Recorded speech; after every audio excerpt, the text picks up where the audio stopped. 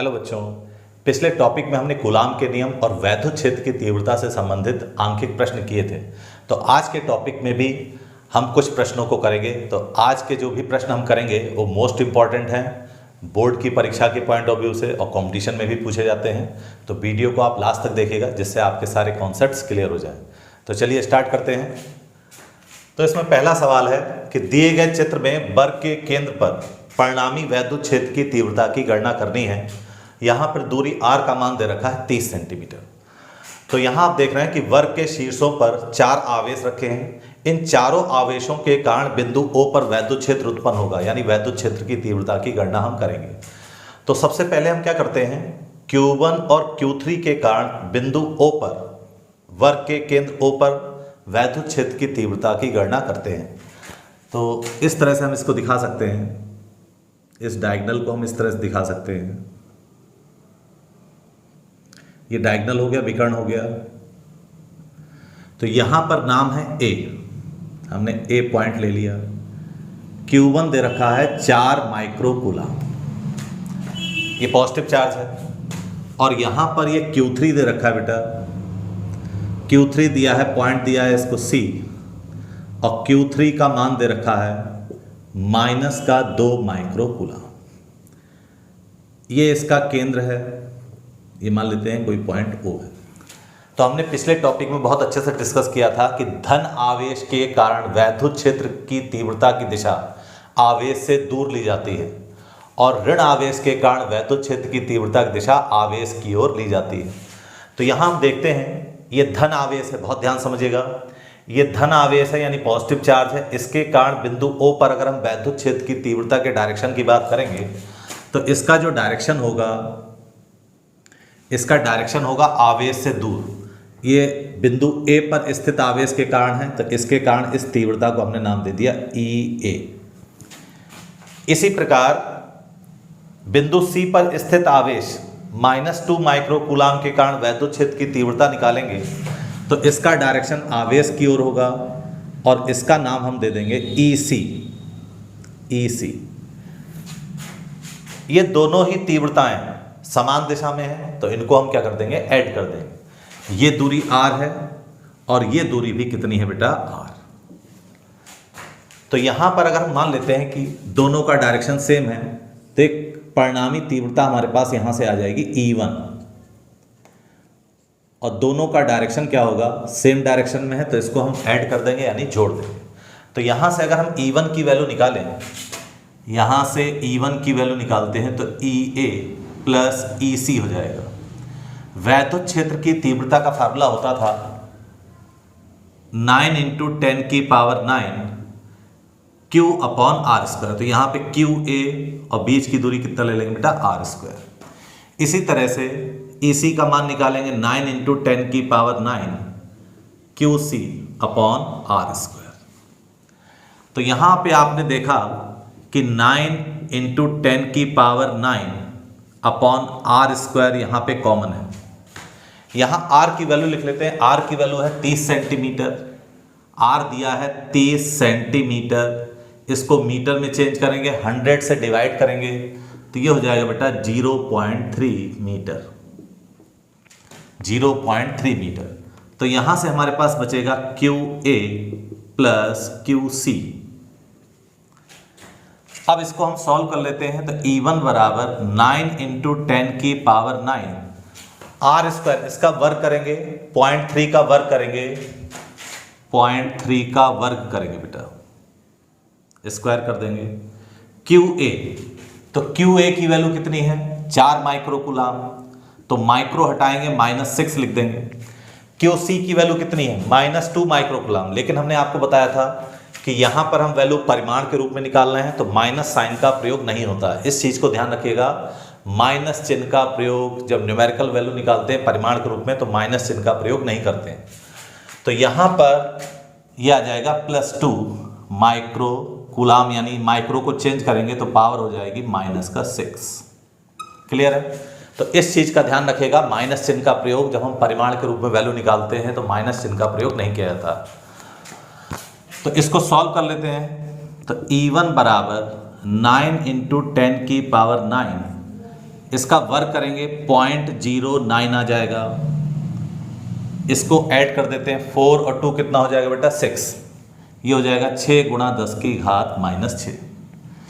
तो यहाँ से पॉइंट हटाएंगे, ऊपर 2 जीरो आ जाएंगे, 9 से 9 कट जाएगा, तो हमारे पास E1 बचेगा 6 इंटू 9 और 2 कितना हो गया 11, 11 में से 6 गया 5, पावर आ जाएगी 10 की पावर 5 न्यूटन पर कूलम। अब इसका जो E1 का डायरेक्शन आया वो पॉजिटिव चार्ज से क्या आया, नेगेटिव चार्ज की ओर आया। E1 का डायरेक्शन क्या होगा, पॉजिटिव चार्ज से नेगेटिव चार्ज की ओर। तो इसको हम यहां पर शो कर सकते हैं, ये E1 हो गया पॉजिटिव चार्ज से नेगेटिव चार्ज की ओर, यानी धन आवेश से ऋण आवेश की ओर, E1। इसी तरह से हम Q2 और Q4 के कारण बिंदु O पर परिणामी वैद्युत क्षेत्र की तीव्रता ज्ञात करेंगे।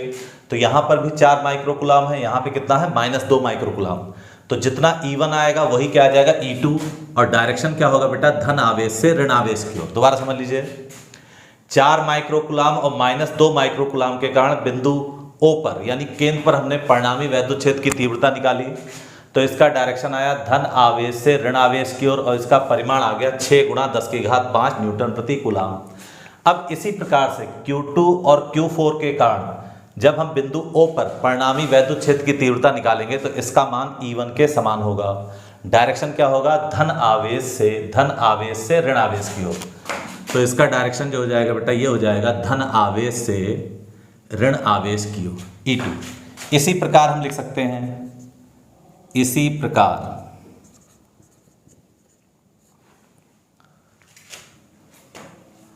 E2 का मान हमारे पास आ जाएगा 6 इंटू 10 की पावर 5 न्यूटन पर कूलम। तो इसको हम ऐसा लिख सकते हैं कि E1 बराबर E2 बराबर 6 इंटू 10 की पावर 5 न्यूटन पर कूलम। इसको कोई नया नाम दे देते हैं X माना।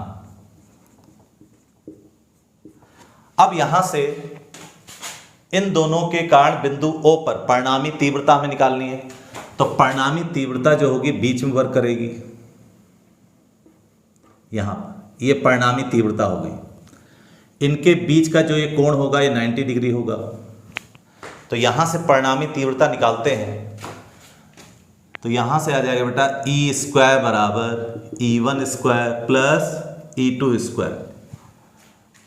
जब लंबवत होते हैं तो E1² प्लस E2² बचता है, प्लस 2E1 E2 cos 90 कितना हो जाएगा 0। तो केवल इतनी टर्म बचती है, ये पिछले टॉपिक में डिस्कस कर चुके हैं। तो यहाँ से E की वैल्यू आ जाएगी रूट में E1² प्लस E2²। E1 की वैल्यू कितनी है x² प्लस x²। तो E बराबर आ गया रूट में 2x² बराबर x बाहर आ जाएगा x रूट 2। तो x की वैल्यू रख देते हैं, तो E बराबर कितना आ जाएगा, x की वैल्यू है बेटा 6 इंटू 10 की पावर 5 न्यूटन, सॉरी x की वैल्यू रख दी हमने, और ये आगे है रूट 2, तो ये आ जाएगा न्यूटन पर कूलम। ये आ गया वर्ग के केंद्र O पर परिणामी वैद्युत क्षेत्र की तीव्रता। क्लियर है। तो वर्ग के केंद्र पर परिणामी वैद्युत क्षेत्र की तीव्रता की हमने गणना कर ली। इसको एक बार दोबारा समझ लेते हैं, बहुत इंपॉर्टेंट प्रॉब्लम है। एक वर्ग दिया है, इसके चारों कोनों पर 4 आवेश दिए हैं। अब इसके केंद्र O पर हमें परिणामी वैद्युत क्षेत्र की तीव्रता निकालनी है। तो इन चारों आवेश के कारण केंद्र O पर वैद्युत क्षेत्र उत्पन्न होगा। तो इसकी ट्रिक है इसको करने की, अगर हम इस तरह से करते हैं तो बहुत आसानी रहेगी। एक हमने डायगोनल ले लिया, यानी Q1 और Q3 के कारण केंद्र O पर हमने वैद्युत क्षेत्र की तीव्रता गणना की। धन आवेश के कारण वैद्युत क्षेत्र की दिशा आवेश से दूर, ऋण आवेश के कारण वैद्युत क्षेत्र की दिशा आवेश की ओर। दोनों सेम डायरेक्शन में है, एक ही दिशा में है, तो परिणामी तीव्रता निकालेंगे तो क्या होगी, जुड़ जाएगी। तो इस परिणामी तीव्रता को कोई नाम दे दिया बेटा हमने E1। तो हमने E1 निकाला EA प्लस EC। फार्मूला होता था 9 गुणा 10 की घात 9 Q/R²। यहाँ पर आवेश कितना ले लेंगे हम QA, और यहाँ पर आवेश कितना ले लेंगे QC। यहाँ से 9 इंटू 10 की पावर 9/R² कॉमन ले लेते हैं, यहाँ बचेगा QA प्लस QC। QA का मान 4 इंटू 10 की पावर -6 है, माइक्रो हटाते -6 आता है, और यहाँ पे QC की वैल्यू है 2 इंटू 10 की पावर -6, ये माइनस साइन का प्रयोग नहीं किया जाता है जब हम परिमाण के रूप में वैल्यू निकालते हैं। क्लियर है? तो इस चीज़ को ध्यान रखिएगा, माइनस साइन का प्रयोग नहीं किया जाएगा। तो इसको हमने सॉल्व किया, 4 + 2 किया तो 6 हो गया, पॉइंट हटाया ऊपर 2 जीरो आ गया, तो इसको सॉल्व करने पाया 6 × 10⁵ न्यूटन पर कूलम। तो Q1 और Q3 के कारण जो बिंदु O पर हमारे पास तीव्रता प्राप्त हुई वही तीव्रता हमें प्राप्त होगी Q2 और Q4 के कारण, क्योंकि आवेश समान है, दूरी समान है। तो E2 का मान आ गया हमारे पास 6 × 10⁵। इसका डायरेक्शन की अगर हम बात करें तो यहाँ डायरेक्शन था धन आवेश से ऋण आवेश की ओर, तो यहाँ पे डायरेक्शन होगा धन आवेश से ऋण आवेश की ओर, ये E2 का मान आ जाएगा। ठीक है, तो ये हमने E2 को दोनों को मान लिया x है। परिणामी तीव्रता निकालते हैं तो E² = E1² + E2² हो जाएगा। इन दोनों की दिशाओं के बीच कोण कितना है? 90 डिग्री। cos 90 0 होता है, तो यहाँ cos वाली टर्म नहीं आती। तो यहाँ से इसको सॉल्व किया बेटा, तो E = √E1² + E2²। E1 की वैल्यू रख दी x² + x², तो 2x² हो गया, x को रूट से बाहर ले लिया, यहाँ बचा √2। x की वैल्यू रख दी, ये x की वैल्यू थी, ये x की वैल्यू रख दी, तो ये हमारे पास रिजल्ट जो है प्राप्त हो गया। क्लियर है? अब नेक्स्ट प्रश्न को सॉल्व करते हैं, ये बहुत इंपॉर्टेंट प्रश्न है। तो इस प्रश्न में दिया गया है कि समबाहु त्रिभुज की प्रत्येक भुजा 20 सेंटीमीटर है। एक समबाहु त्रिभुज दिया है, इसकी प्रत्येक भुजा 20 सेंटीमीटर है। अब इसके शीर्षों पर 2 माइक्रोकूलम, -3 माइक्रोकूलम, -3 माइक्रोकूलम का आवेश दे रखा है। तो त्रिभुज की भुजा BC के मध्य बिंदु M पर, यह भुजा BC का मध्य बिंदु M है, कितना व किस प्रकृति का आवेश रखें। इस पर हम कितना आवेश रखें और उसका नेचर यानी प्रकृति क्या होनी चाहिए कि बिंदु A पर रखा आवेश संतुलन में हो, बिंदु A पर रखा आवेश संतुलन में हो, यानी इस पर लगने वाला परिणामी बल कितना हो जाए? 0 हो जाए। तो यहाँ M पर हम कितना आवेश रखें और इसका नेचर क्या होना चाहिए कि बिंदु A पर रखे आवेश पर लगने वाले बल का मान 0 हो जाए या ये आवेश जो है संतुलन में। तो यहाँ हम देखते हैं कि A पर कौन कौन से बल कार्य कर रहे हैं। तो देखिए, एक इस ऋण आवेश के कारण इस पर बल लगेगा। बल किस पे लगेगा? A पर। लगा कौन रहा है? B। तो जिस पर बल लगता है उसका नाम पहले लेते हैं A। लगा कौन रहा है? B। तो इस बल को हम नाम दे देंगे FAB। इसका डायरेक्शन जो होगा, ऋण आवेश के कारण बल की दिशा आवेश की ओर ली जाती है। सब बेसिक बातें हैं, ये हम आपको पीछे वीडियो में बता चुके हैं। अगर आपने पिछला वीडियो नहीं देखा है तो उसको जरूर देख लीजिएगा। ऋण आवेश के कारण बल की दिशा आवेश की ओर लेते हैं। बल यहाँ पर B लगा रहा है, किस पर बल लग रहा है? A पर। तो A पहले लिखा जाएगा, B क्या आएगा बाद में। जिस पर बल लगता है उसका नाम हम पहले लिखते हैं और जो बल लगाता है उसको हम बाद में लेते हैं। तो B के कारण A पर लगने वाला बल, ये हो गया FAB। डायरेक्शन इधर क्यों लिया? ऋण आवेश है, इसके कारण आवेश की दिशा में बल की दिशा ली जाएगी। इसी प्रकार -3 माइक्रोकूलम के कारण इस 2 माइक्रोकूलम पर लगने वाले बल की बात करेंगे तो C के कारण A पे लगने वाला बल किस पे लग रहा है? A पर। तो A पहले आएगा, कौन लगा रहा है? C। तो C बाद में आ जाएगा, FAC। डायरेक्शन ऋण आवेश है तो बल की दिशा आवेश की ओर ली। अब हम इनका परिमाण निकाल लेते हैं। समबाहु त्रिभुज की प्रत्येक भुजा दे रखी है हमें 20 सेंटीमीटर। समबाहु त्रिभुज की प्रत्येक भुजा दे रखी है, समबाहु त्रिभुज की भुजा दी है, इसको हम नाम दे देते हैं A। तो A = 20 सेंटीमीटर दिया है, मीटर में चेंज करेंगे तो 100 से यहाँ पर हम भाग करेंगे, डिवाइड करेंगे तो 0.2 मीटर आ जाएगा। यहाँ पर हम FAB का मान निकाल लेते हैं। तो FAB का मान निकालेंगे तो फार्मूला होता था 9 × 10⁹ Q1 Q2/r²। तो Q1 मान लेते हैं QA है और दूसरा आवेश कितना है? QB। बीच की दूरी कितनी है बेटा?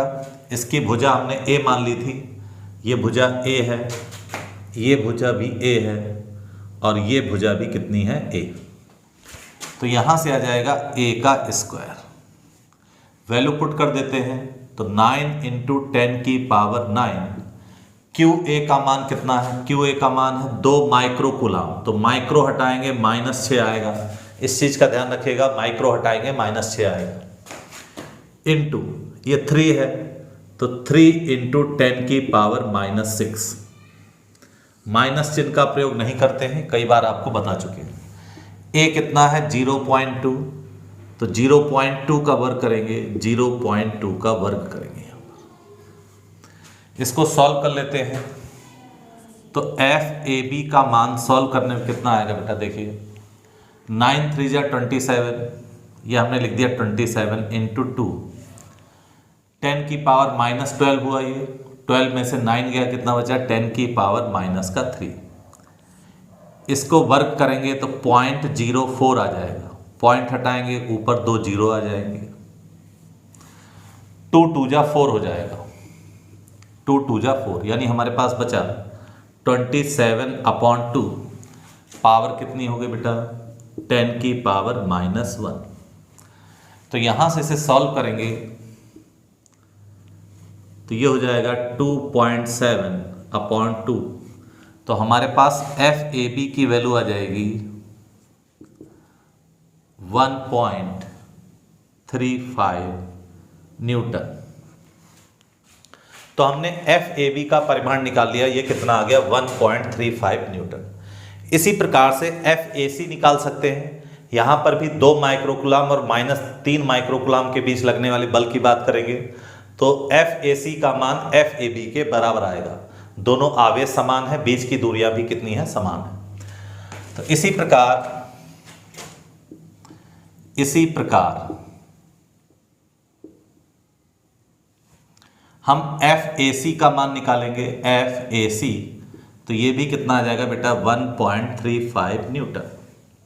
FAC की वैल्यू भी कितनी आ गई 1.35 न्यूटन। दोनों बल समान आ गए तो इसको कोई नया नाम दे देते हैं, तो इससे कैलकुलेशन करने में आसानी होती है।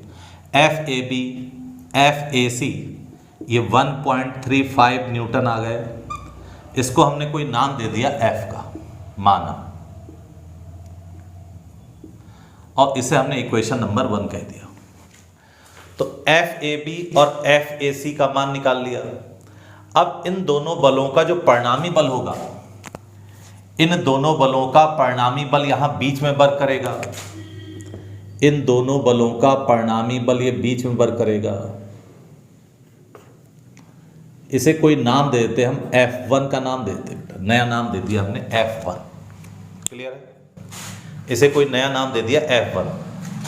इनके बीच का कोण समबाहु त्रिभुज है, तो कोण कितना होगा बेटा 60 डिग्री, 60 डिग्री होगा। तो इस F1 की वैल्यू निकाल लेते हैं।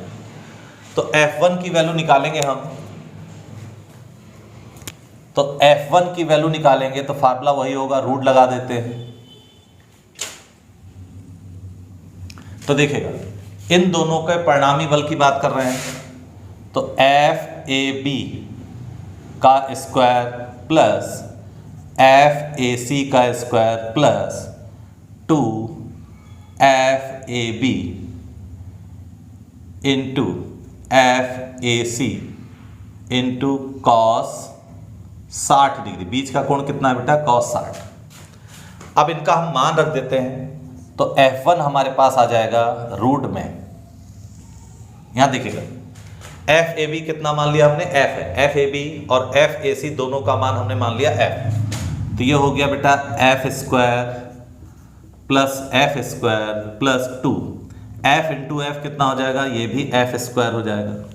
cos 60 की वैल्यू लगा देते हैं, 1/2 होती है, आप जानते हैं ये।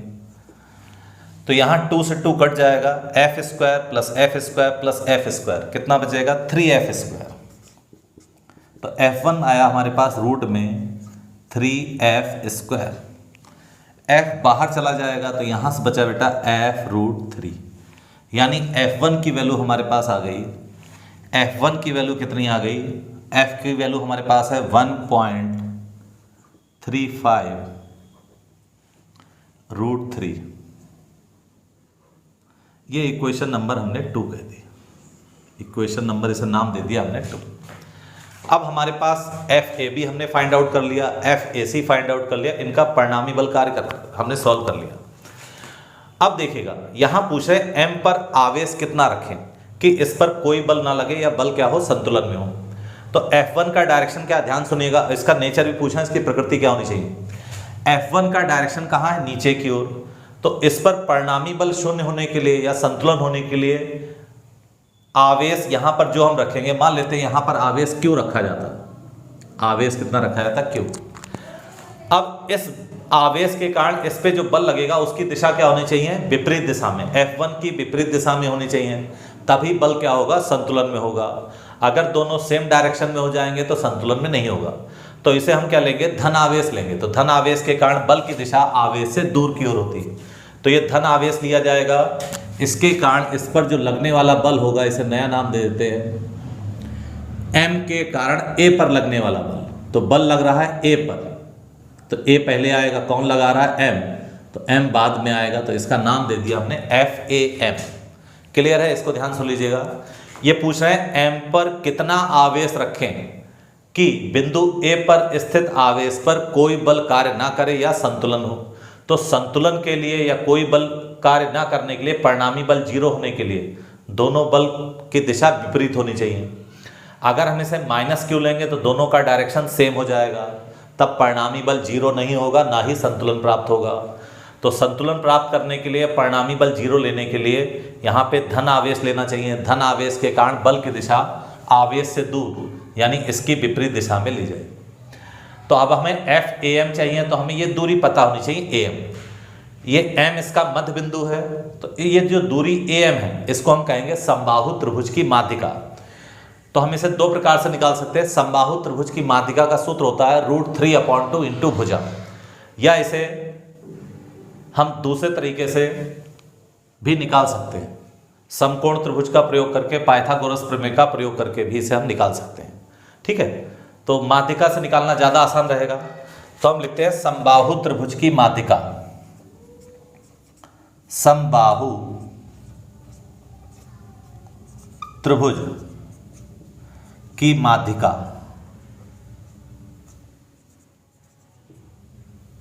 इसका नाम क्या है बेटा, ये कोई दूरी है AM, इसे नाम दे देते हैं R का, ये हमने नाम दे दिया R का। तो समबाहु त्रिभुज की माध्यिका R बराबर, फार्मूला होता है बेटा √3/2। अगर आपको फार्मूला नहीं याद है समबाहु त्रिभुज की माध्यिका का, तो इसको याद रख लीजिएगा, ये भी बहुत यूज होता है। इंटू भुजा, इंटू भुजा। तो समबाहु त्रिभुज की भुजा कितनी है, √3/2 इंटू भुजा ले लेते हैं। भुजा हमारे पास है 0.2, ये आ गया 0.2। तो यहां से R की वैल्यू हमारे पास आ जाएगी, R की वैल्यू आ जाएगी। तो ये पॉइंट हटाएंगे, नीचे एक 0 आ जाएगा, √3/10, √3/10, 10 को ऊपर ले जाएंगे तो 10 की पावर -1। ये हमारे पास R की वैल्यू आ गई। क्लियर है। अब संतुलन के लिए बेटा क्या करेंगे, संतुलन के लिए दोनों बलों को क्या रख देंगे हम, बराबर। F1 और FAM को हम क्या रख देंगे, बराबर। तो संतुलन के लिए दोनों बलों को बराबर रख दिया जाएगा।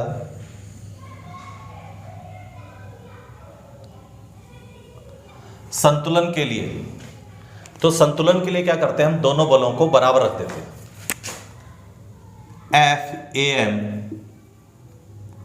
और F1 को हमने क्या रख दिया, बराबर। FAM की वैल्यू हमें पता है, FAM की वैल्यू नहीं पता तो निकाल लेते हैं।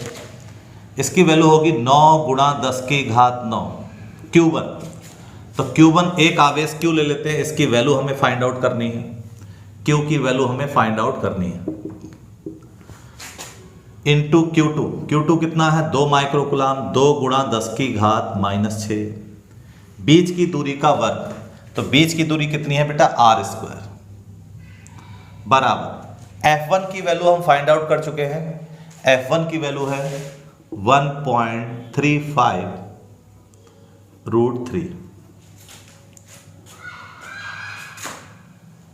R² का मान रख देते हैं, तो 9 × 10⁹ इंटू Q इंटू 2 इंटू 10⁻⁻⁶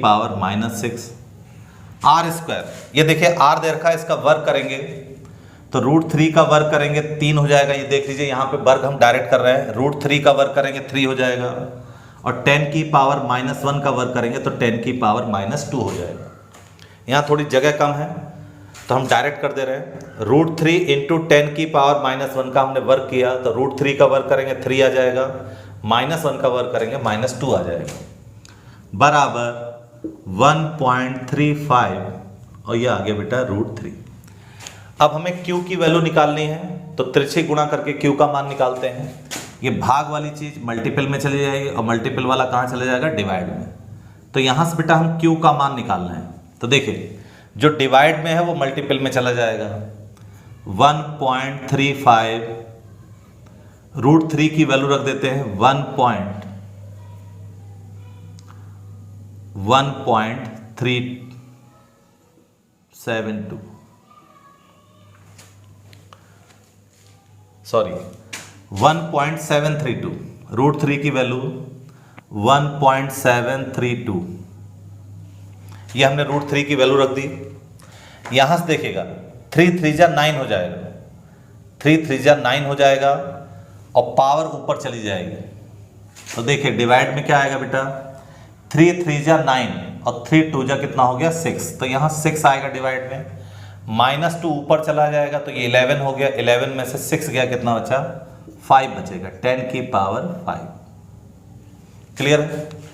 यहाँ से देख लीजिए 1.35, √3 की वैल्यू रख दी 1.732, 3 3 जा 9, यहाँ 3 हो गया, 3 2 जा 6 और 9 में से 6 गया कितना बचा बेटा, -2 ऊपर चला जाएगा, 11 हो जाएगा, 11 में से 6 गया कितना बचा 5।